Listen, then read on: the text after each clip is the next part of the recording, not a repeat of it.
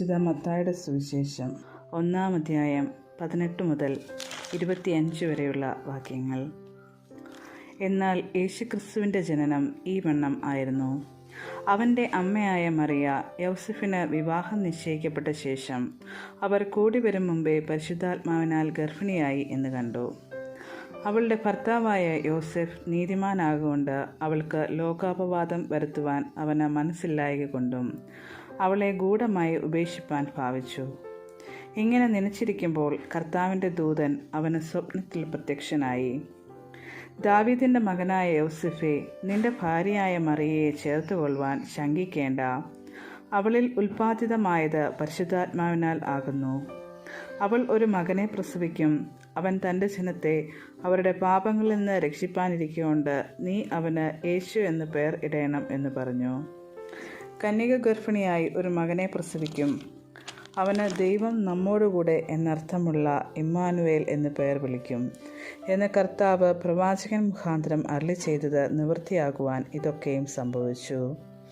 യോസഫ് ഉറക്കമുണർന്നു. കർത്താവിൻ്റെ ദൂതൻ കൽപ്പിച്ചതുപോലെ ചെയ്തു. ഭാര്യയെ ചേർത്തതുകൊണ്ട് മകനെ പ്രസവിക്കും വരെ അവൻ അവളെ പരിഗ്രഹിച്ചില്ല. മകന് അവൻ യേശു എന്ന പേർ വിളിച്ചു. ബാർക്കിമോ. ത്രിയേക ദൈവത്തിൻ്റെ ധന്യ തിരുനാമത്തിന് മഹത്വമുണ്ടായിരിക്കട്ടെ. പ്രിയമുള്ളവരെ, ലോകമെമ്പാടും നമ്മുടെ രക്ഷകനായ യേശുക്രിസ്തുവിൻ്റെ തിരുപ്പിറവി ആഘോഷപൂർവ്വം കൊണ്ടാടുകയാണല്ലോ. ലോകമെമ്പാടുമുള്ള ജനത ജാതിമത ഭേദമന്യേ ആഘോഷിക്കുന്ന മറ്റൊരാഘോഷവും ഇല്ലെന്ന് തന്നെ പറയാം. ഈ അവസരത്തിൽ ക്രിസ്ത്യാനികളെന്ന് അവകാശപ്പെടുന്ന നാം ഓർമ്മിക്കേണ്ടതായ ചില കാര്യങ്ങൾ ഒന്ന് പങ്കുവെച്ചുകൊള്ളട്ടെ. നമ്മുടെ സഭാപാരമ്പര്യം അനുസരിച്ച്, ക്രിസ്തുവും സഭയും നമ്മെ പഠിപ്പിക്കുന്നതനുസരിച്ച് ത്യാഗം, ക്ഷമ, ദയ, സഹനം തുടങ്ങിയവയിലൂന്നിയ ജീവിതമാണ് യഥാർത്ഥത്തിൽ ഒരു ക്രിസ്ത്യാനിക്ക് വേണ്ടത്. ആഘോഷങ്ങൾക്കല്ല പ്രാധാന്യം, മറിച്ച് ക്രിസ്തു തൻ്റെ ജീവിതത്തിലൂടെ കാട്ടിത്തന്ന ത്യാഗപൂർണമായ ബലിയുടെ മാതൃകയാണ് നാം പിന്തുടരേണ്ടത്. തിരുപ്പിറവി തന്നെ യഥാർത്ഥത്തിൽ ഒരു വലിയ ത്യാഗത്തിൽ കൂടിയാണ് നിറവേറിയത്. സ്നേഹിക്കാൻ മാത്രം അറിയാവുന്ന ഒരു നല്ല പിതാവ്, അതായത് പിതാവാം ദൈവം തൻ്റെ ഏകജാതനായ പുത്രനെ ഈ ലോകത്തിൻ്റെ രക്ഷയ്ക്കായി ബലിയായി തീരുന്നതിന് നൽകിയതിൻ്റെ പുണ്യപ്പെട്ട ഓർമ്മയാണ് ക്രിസ്തുമസ്. അതുപോലെ തന്നെ ദൈവഹിതം നിറവേറുന്നതിനായി തങ്ങളെ തന്നെ സമർപ്പിച്ച മാതാവിൻ്റെയും ജോസഫ് പിതാവിൻ്റെയും സമർപ്പണത്തിൻ്റെ ഫലം കൂടിയാണ് ക്രിസ്തുമസ്. പരസ്പരം വിവാഹം നിശ്ചയിക്കപ്പെട്ട് നല്ലൊരു കുടുംബജീവിതം സ്വപ്നം കണ്ട് ജീവിച്ചു വന്ന കന്യക മറിയാമിൻ്റെയും ജോസഫിൻ്റെയും ജീവിതത്തിൽ അവിചാരിതമായാണ് ദൈവത്തിൻ്റെ അറിയിപ്പ് മാലാഖ മുഖാന്തരം ഉണ്ടാകുന്നത്. അതിലാദ്യം പകച്ചുപോയെങ്കിലും ഇതാ ഞങ്ങൾ ദൈവത്തിൻ്റെ ദാസർ, അവിടുത്തെ ഹിതം ഞങ്ങളിൽ നിറവേറപ്പെടട്ടെ എന്ന് രണ്ടുപേരും ഒരുപോലെ തീരുമാനമെടുത്ത് തങ്ങളുടെ വൈവാഹിക ജീവിതത്തിൻ്റെ ആഘോഷങ്ങളും ആനന്ദങ്ങളും ത്യാഗം ചെയ്തതിൻ്റെ പരിണിത ഫലം കൂടിയാണ് ക്രിസ്തുമസ്. അങ്ങനെ തൻ്റെ കാലിത്തൊഴുത്തിലുള്ള പിറവിയിലൂടെ തന്നെ ലാളിത്യത്തിൻ്റെയും സഹനത്തിൻ്റെയും ത്യാഗത്തിൻ്റെയും സന്ദേശം ലോകത്തിന് വിളംബരം ചെയ്തുകൊണ്ടാണ് പിന്നീട് ബലിയായി തീർന്ന് ഈ ലോകത്തിൻ്റെ രക്ഷ ക്രിസ്തു നമുക്ക് പ്രദാനം ചെയ്തത്. അതിൻ്റെ ഓർമ്മയ്ക്കും താതാത്മ്യത്തിനുമായി നാം നോമ്പും ഉപവാസത്തോടും കൂടിയാണ് ക്രിസ്തുമസിനെ സമീപിക്കേണ്ടത്.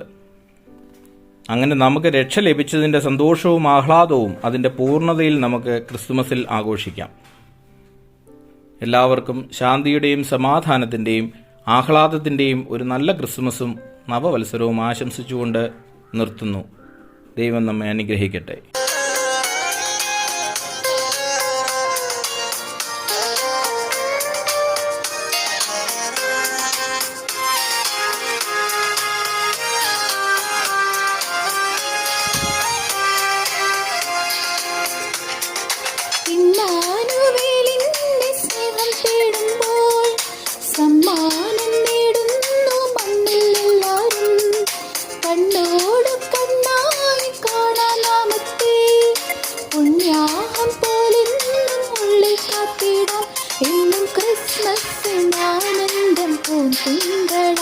എന്റെ കരളിന്റെ ഇരുൾ മാറ്റി ഉണർവേകിടും എന്നും ക്രിസ്മസിൽ ആനന്ദം പൂന്തിങ്കളായി. നിന്റെ കരളിന്റെ ഇരുൾ മാറ്റി ഉണർവേകിടും. ആഹാ ഉന്നതനെ വാഴ്ത്തിടാം സ്വരത്തോടെ. ഓഹോ ഭിന്നതയാം